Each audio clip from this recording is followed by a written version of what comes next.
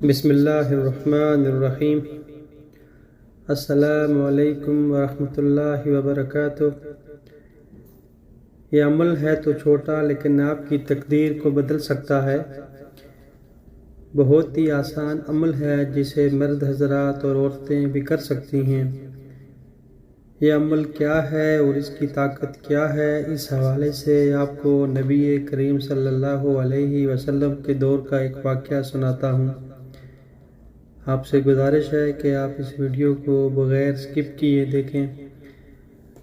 روایات میں آتا ہے کہ نبی کریم صلی اللہ علیہ وسلم نے اپنے ایک صحابی سے پوچھا کہ کیسے دن گزر رہے ہیں، تو صحابی نے عرض کیا، یا رسول اللہ صلی اللہ علیہ وسلم، کیا بتاؤں، بہت ہی مفلسی اور غربت کے دن ہیں۔ بچپن میں ہی والدین فوت ہو گئے اور زندگی میں تنگیاں ہی دیکھی، کوئی آسودگی نہیں دیکھی۔ نبی کریم صلی اللہ علیہ وسلم اپنے صحابی سے باتیں کر ہی رہے تھے کہ حضرت جبریل علیہ السلام تشریف لائے اور آپ صلی اللہ علیہ وسلم کو اطلاع دی۔ جس صحابی سے آپ بات کر رہے تھے اس کی زندگی کل ظہر تک ہے۔ نبی کریم صلی اللہ علیہ وسلم کی آنکھوں میں آنسو آ گئے اور فرمایا، اے میرے صحابی، تیری سب سے بڑی خواہش کیا ہے؟ بتاؤ تاکہ میں تمہاری خواہش پوری کروں۔ صحابی کی آنکھوں میں آنسو آ گئے اور بولا، نبی کریم صلی اللہ علیہ وسلم، میں نے زندگی میں کبھی میٹھا نہیں کھایا۔ میری خواہش ہے کہ میں میٹھا کھاؤں، اور دوسری خواہش ہے کہ مجھے نیک بیوی مل جائے تاکہ اس کے ساتھ آسودگی سے زندگی گزاروں۔ نبی کریم صلی اللہ علیہ وسلم نے حضرت ابوبکر، عمر اور حضرت علی رضی اللہ تعالیٰ عنہما کو بلایا اور اس شخص کو پوچھا کہ تمہاری نظر میں کوئی رشتہ ہے؟ تو اس نوجوان نے کہا کہ میرے چچا کی بیٹی ہے جو خوبصورت بھی ہے اور نیک بھی، لیکن میری غربت کی وجہ سے مجھے نہیں پوچھتے۔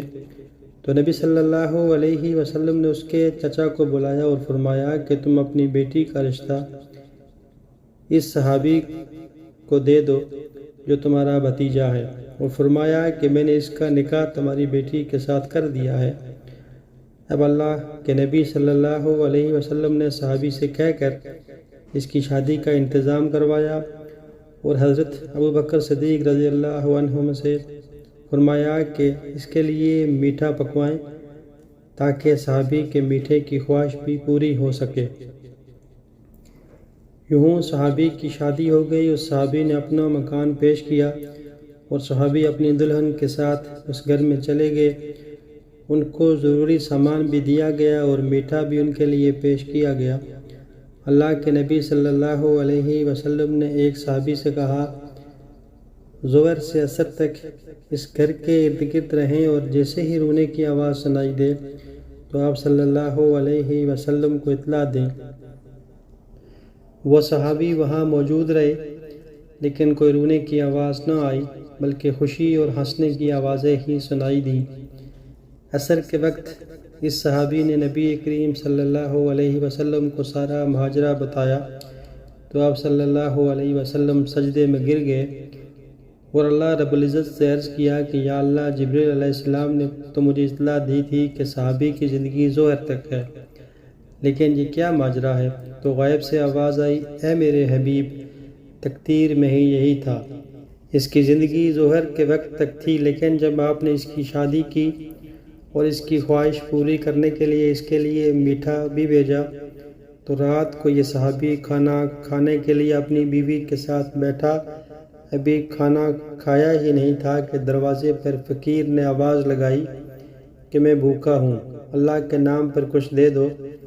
تو صحابی نے بیوی سے اجازت لے کر وہ سارا کھانا اس فقیر کو دے دیا، اور وہ میٹھا جس کی وہ خواہش رکھتا تھا وہ بھی اس نے فقیر کو دے دیا۔ جب فقیر کو اس نے کھانا دیا تو فقیر نے دعا دی، اللہ تمہاری جوڑی سلامت رکھے اور تمہیں زندگی میں خوشیاں عطا کرے۔ تو میری عزت کی قسم، مجھے اس نوجوان صحابی کی ادا پسند آئی اور میں فقیر کی دعا کو ٹال یوں اس کی زندگی کو میں نے بڑھا دیا تقدیر کا لکھا یہی تھا کہ اس نے ظہر کے وقت مر جانا تھا، لیکن صدقے نے اس کی جان بچائی۔ پیارے بھائیوں، بہنوں اور میرے دوستوں، یاد رہے کہ صدقے میں اللہ نے بڑی طاقت رکھی ہے۔ یہ دعا ہی ہے جو تقدیر کو بھی بدل دیتی ہے، اور صدقے میں بھی یہ طاقت ہے کہ وہ آنے والی آفات و بلیات اور بلاؤں کو دور کر دیتا ہے۔ میرے بہنوں، بھائیوں اور دوستوں، آج کا جو عمل ہے وہ صدقہ ہے۔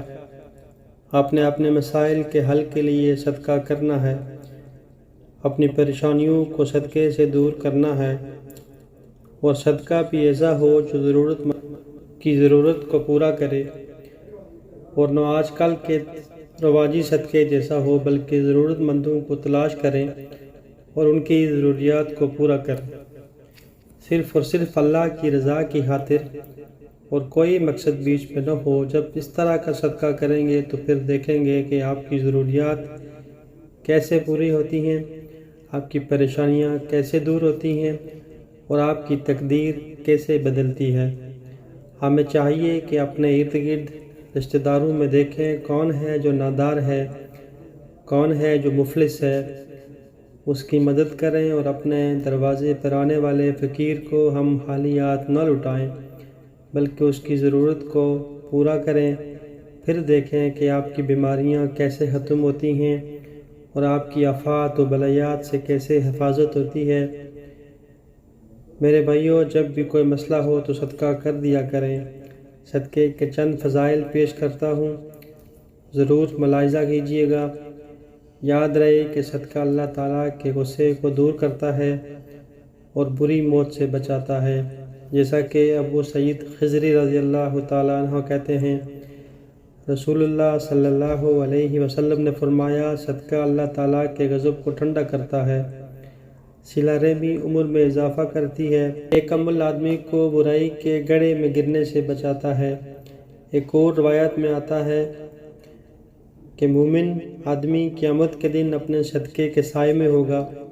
اسی حوالے مرزد بن عبداللہ رضی اللہ تعالیٰ عنہ نبی کریم صلی اللہ علیہ وسلم کے بعض صحابہ سے روایت کرتے ہیں کہ انہوں نے رسول اللہ صلی اللہ علیہ وسلم سے سنا کہ آپ فرماتے تھے کہ قیامت کے روز صدقہ ایماندار کے لیے سایہ ہوگا، اور یاد رہے کہ معمولی چیز کا صدقہ بھی آگ سے بچا سکتا ہے، جیسے کہ ایک کھجور بھی اللہ کی راہ میں اخلاص کے ساتھ دے دی جائے تو اس کا اجر بھی پہاڑ جتنا ہوگا۔